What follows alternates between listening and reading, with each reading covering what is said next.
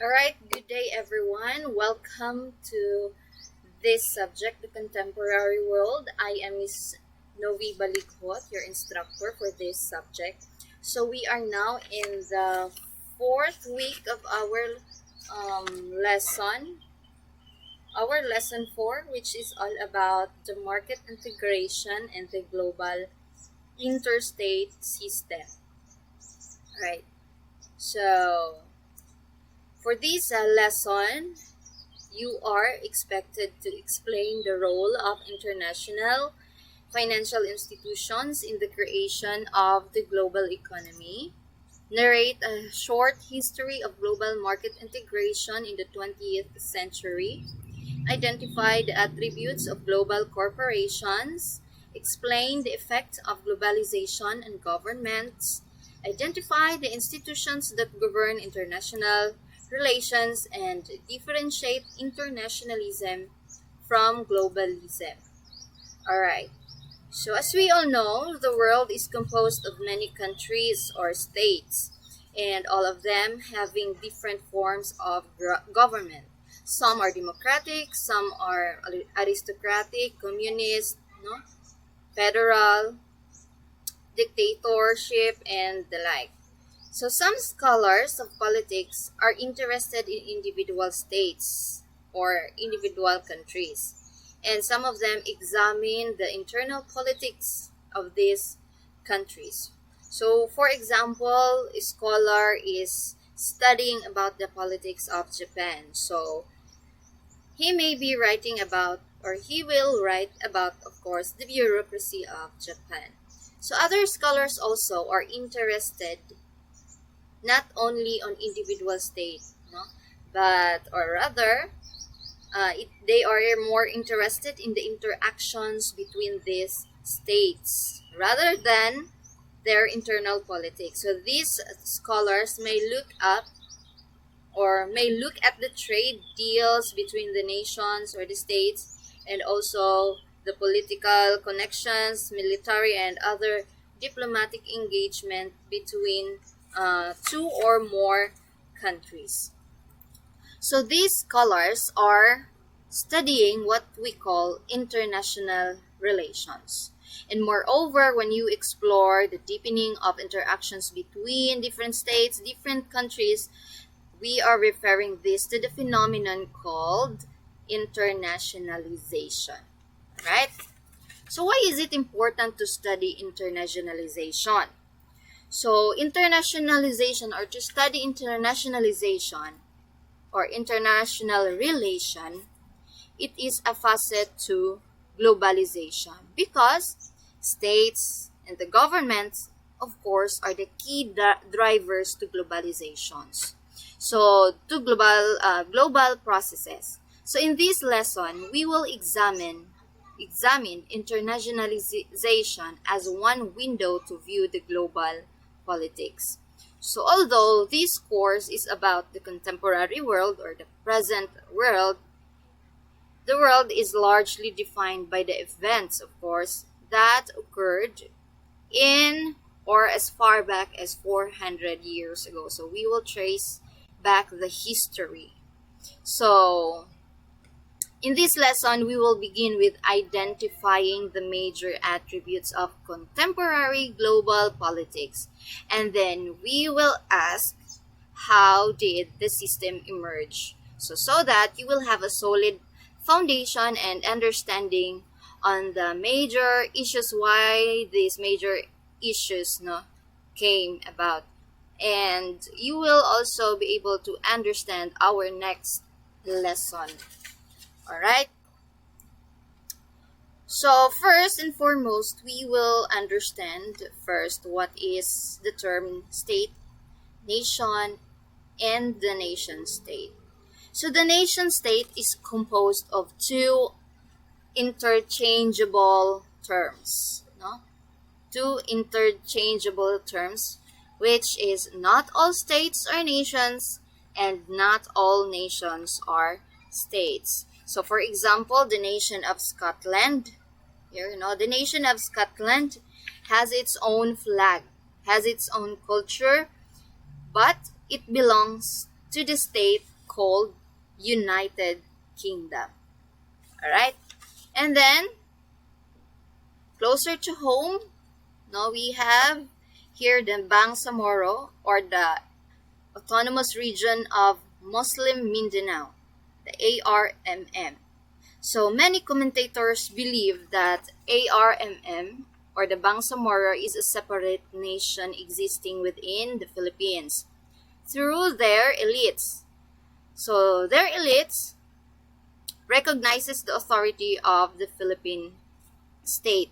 So officially, the Bangsamoro Autonomous Region in Muslim Mindanao, between the ratification of the Bangsamoro Organic Law and the inauguration of its permanent government in 2022, the Bangsamoro Transition Authority will head the region. So this law provides, or shall remain, an integral and inseparable part of the national territory of the Republic. So meaning to say, the Bangsamoro, the ARMM, shall remain an integral and inseparable part of the national territory of the Republic of the Philippines. Alright? And another thing is, if you're familiar with the nation of Korea, no? Korea, if there are states with multiple nations like the United States, now there are also single nation with multiple states. So like the nation of Korea. So the Korea is divided into North and South. No? So this is divided into North and South. So the nation of Korea. Alright. And then, whereas the nation, or the Chinese nation, may refer to both the people of the Republic of China and the people of Taiwan. So the mainland China and Taiwan. Alright. So, what is really the difference between nation, state, and the term nation-state? So nation, let us start with the nation. It is defined as a large body of people sharing a common origin, culture, history, ethnicity, and language. While the state, it is a country and its government. For example, the government of the Philippines, no? So, it exercises authority over a specific population. It governs a specific territory, and it has a structure of government that crafts various rules that people or the society follows, and the state has also sovereignty over its territory. So that is the state, no? A state is a country and its government, and the nation is composed of a large body of people sharing this, no, common origin, culture, history, ethnicity, language. So the two are both concepts. The state is a political concept, and the nation is an ethnic concept. A nation may be made up of several states, while the state also may be consist of one or more nations or people. So what are the example of state? So a state example is the United States of America, no? China, the United Kingdom, Russia, Brazil, Canada, and Australia. So those are multinational states, right? And what are other examples of nations? So a nation may be made up of several states. So we have multi-state nations like Korea, no? Korea is a one nation but separated into the north and south. And also the Kurdistan, or the Kurds communities, which is found across Iraq, Turkey, Syria, Iran, and Armenia. So that is nation. So how about the term nation state? Of course, if you combine the nation state, it has a country and its government at the same time, composed of large body of people sharing this common origin, culture, history, ethnicity, and language. We need to say a nation state is also a state that rules over a single nation. So state no, is political concept together with its ethnic concept. So that's it. So according to Benedict Anderson, a nation daw is an imagined community. So when we say imagined, it does not mean that the nation is made up, no? But the nation, meaning to say, it allows us the connection, no, of people within that community. So, for example, our Filipino athlete Manny Pacquiao or Miss Catriona Gray joining the pageant, for example, we never meet all of them, no, but we cheer them. So it is not because you personally know them, but you imagine or we imagine our connection as both members of this country or as being a Filipino. So, in a given national territory like the Philippine archipelago, you rest in the comfort that the majority of people living in it are Filipino. So that's what we refer to as nation according to Benedict Anderson. So, however, if there are communities that are not states, no, that are not state, they often work some form of autonomy within their mother states. So that is why, for example, the nation of Quebec, no, in Canada, no, though they belong to the state of Canada, it has different laws about language. They are French speaking and they require French language. No? And it is also for this reason that the Scotland in United Kingdom, no, though part of United Kingdom, has a strong independence movement to lead the Scottish Nationalist Party. So, the system, no? The nation of state are closely related because it is a transnationalism and it facilitates the state formation. So both nation and the state are closely related. No? They are closely related with the term nationalism. In the modern and contemporary world, it has been the nationalist movement that have allowed for the creation of non-states. States become independent and sovereign because of nationalist sentiment that clamors for this independence. Sovereignty, the term sovereignty, is thus one of the fundamental principles of the modern state politics. No? And understanding how this become the case falls going back 400 years ago. So let's take a look at 400 years ago. So with studying about the interstate system, it started with the Treaty of Westphalia. So a Treaty of Westphalia in 1648. It is a set of agreement, no, to end the 30 Years' War between the major continental power of Europe. So, after a brutal religious war between the Catholics and Protestants, the Holy Roman Empire, the Spain, the France, and the Sweden and the Dutch Republic, they designed a system that would avert wars in the future by recognizing the treaty signers to exercise complete control over their domestic affairs and swear not to meddle in each other's affair. So that's the Treaty of Westphalia. So next is, alright, so the Treaty of Westphalia provided, right, it provided the stability of the nations in Europe since the treaty signers swear not to meddle in each other's affairs. Until, however, it faced its major challenge by one of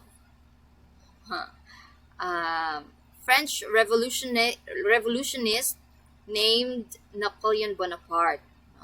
So Napoleon Bonaparte believed in the spreading of the principle of the French Revolution. So what are these principles? So these are liberty, equality, and fraternity to the rest of Europe, and thus it challenged the power of the kings, nobility, and the religion in Europe. So the Napoleonic War, no?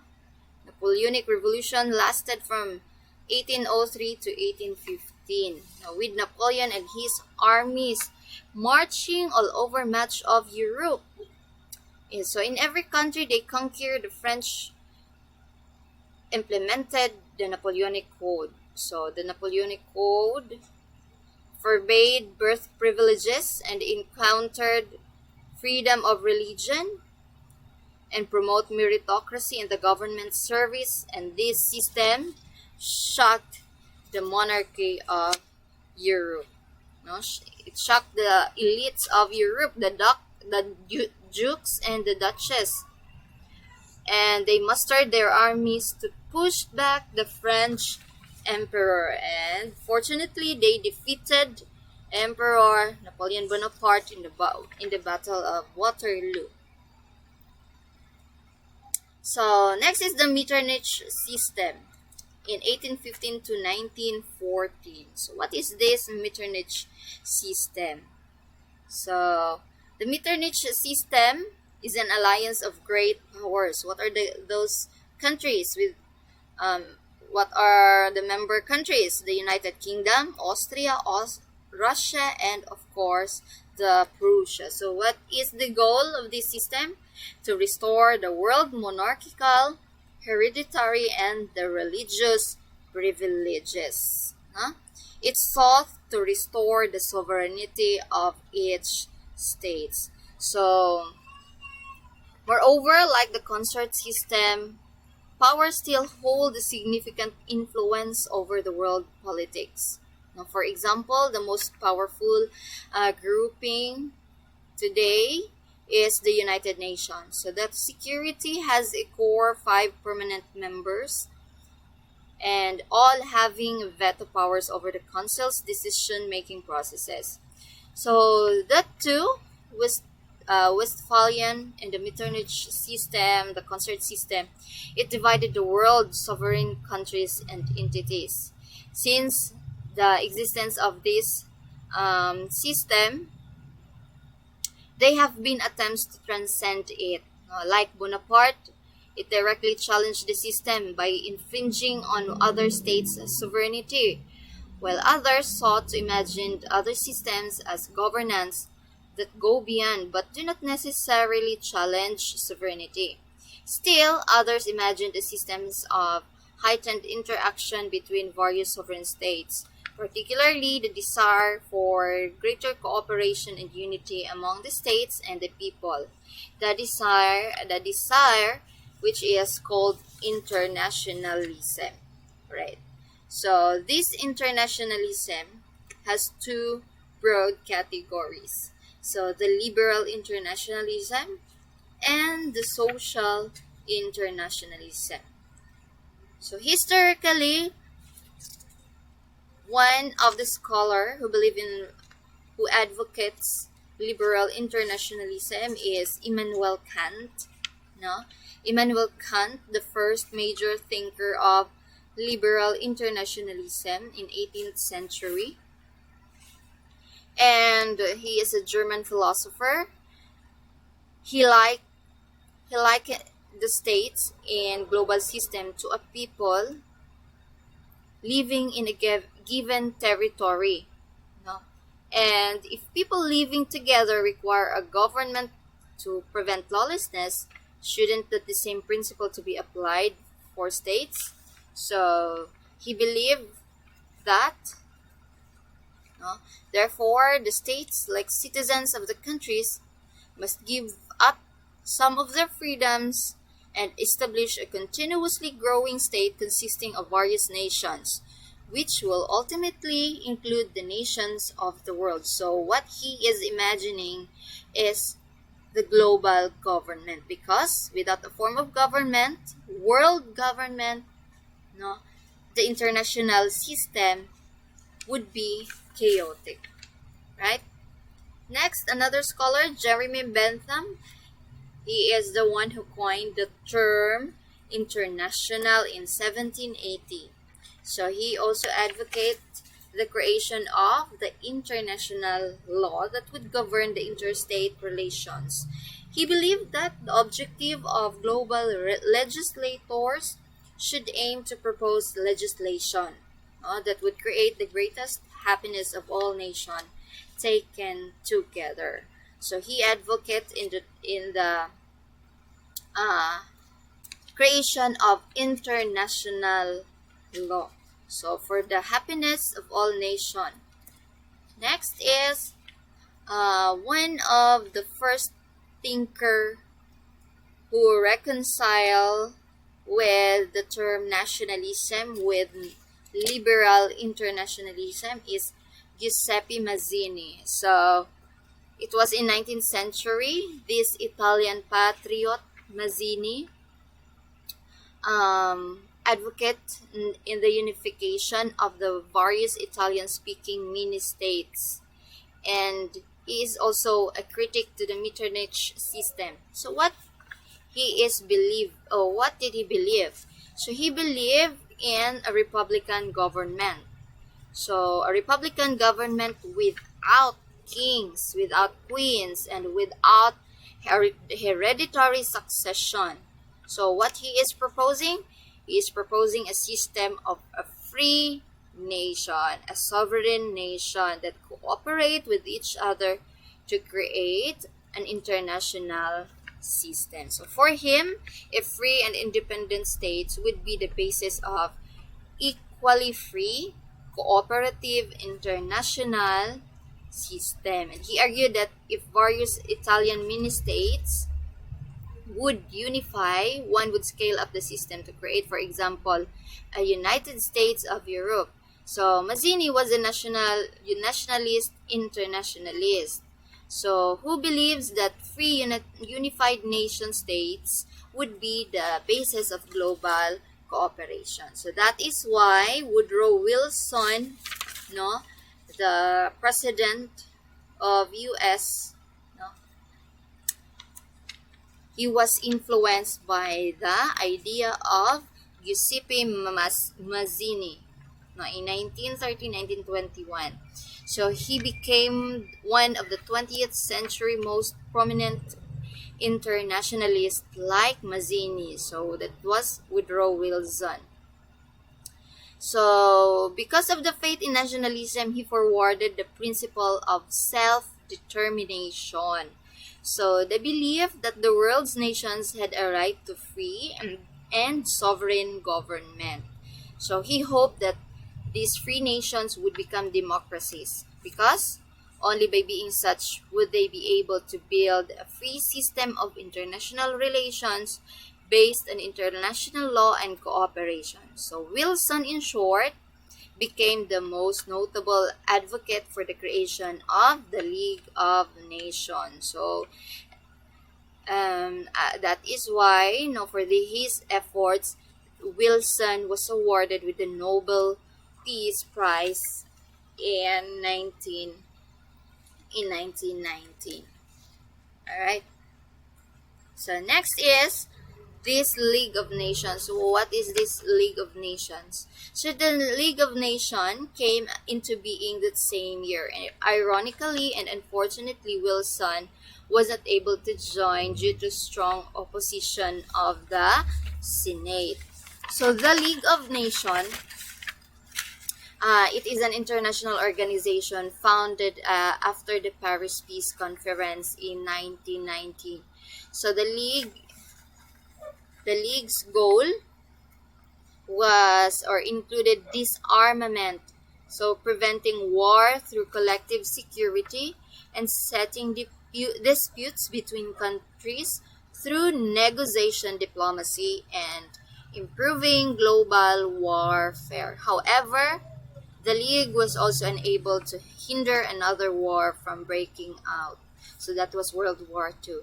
So, on the other side of the war, the Axis power of Hitler in Germany, Mussolini in Italy, and Hirohito in Japan, who were ultra-nationalists. Now, ultra-nationalist means to say they violently imposed their dominance over other nations. So the idea or the concept of being dominant over other nations.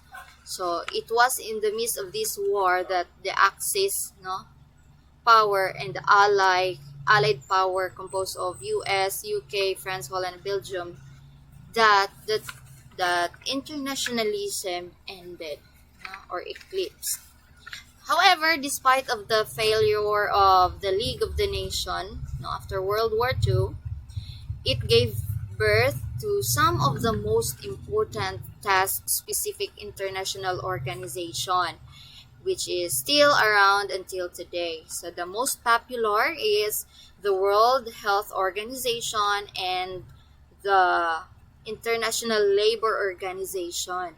So more importantly, it also served as the blueprint of future forms of international cooperation. So in this respect, despite its organizational dissolution, the League of the Nations principles still remain or still survive in world until World War II. All right. So the League of Nations was the concentration of the concept of the different ideas of the scholars, like Kant, Mazzini, Wilson. So it emphasizes from Kant, it emphasizes the need to form a common international principles, and Mazzini enshrined the principle of cooperation and respect. And from Wilson, it called for democracy and self-determination. So this idea of these scholars reassert themselves in the creation, or these are the reason why the United Nations was created in 1946. All right. So the other broad category of internationalism is social internationalism. So if you have remembered Karl Marx, one of Mazzini's critic, Karl Marx is a German socialist philosopher, an internationalist, but differ in the former because he did not believe in nationalism. So Karl Marx did not believe in nationalism. Why? So Karl Marx believed that any true form of internationalism should deliberately reject nationalism, which rooted people in domestic concern instead of global ones. Instead, Marx placed a premium on economic equality. He did not divide the world into countries, but into classes. If you have remembered, the capitalist and the proletariat class. The capitalist class referred to the owner of the factories or the companies and other means of the production. And then the proletariat class, those who did not own any means of the production, but these are the workers, the proletariat.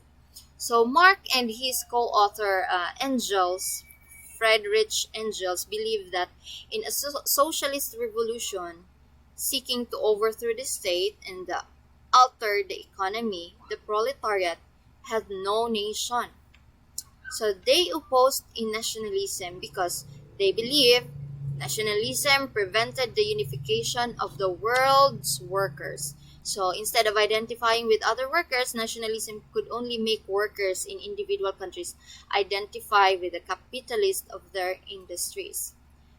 In 1983, Marx died, but his followers soon sought to make his idea concrete by establishing their international organization. So this is the birth of Socialist International. So Socialist International is a union of European socialist parties established in Paris in 1889. The SI achievement included the declaration of May 1. Remember, May 1 is a Labor Day. That is one of the Socialist Internationalist achievement. And the creation of the International Women's Day. And most importantly, the 8-hour work per day is one of the achievement of the Socialist International. That is their campaign before, right? So, however, the Socialist International collapsed, during the World War One, and as the member parties, because they refused or were unable to join the efforts to fight during the war, Socialist International collapsed, but a more radical version emerged. Russian Revolution, Tsar 1917, the Tsar Nicholas II was overthrown and replaced by a revolutionary government led by a Bolshevik party leader, one of the most famous one, Vladimir Lenin. So Vladimir Lenin, this new states was the union of Vladimir Lenin. The new states was the union of the Soviet Socialist Republic, or the USSR. Unlike the majority of the member parties of the SI, the Bolsheviks Republic did not believe in obtaining power for the working class. And they exhorted revolutionary vanguard parties to lead the revolution across the world using terror. That was using terror. And today, parties like this are referred to as, you're familiar with that, communist parties. So, to encourage this socialist revolution across the world, Lenin established a Communist International, or Comintern, in 1919. The Comintern served as the central body for directing communist parties all over the world. So, this this SI was not only more radical than the Socialist International. This Comintern International was not only radical than the Socialist International because it was also less democratic, because it followed closely the top-down governance of the Bolshevik Republic. And then many of the world states feared Comintern, because of its harsh governance. So they believed that it was working in secret to stir up revolution in their countries, which is of course true. So a problem arose during World War II when the Soviet Union joined the Allied powers in 1941. The US and UK would of course do not trust the Soviet Union in their fight against Hitler's in Germany. So these countries wondered if the Soviet Union was trying to promote revolution in their backyards to appease his allies. Lenin's successor, Joseph Stalin, dissolved the Comintern in 1943.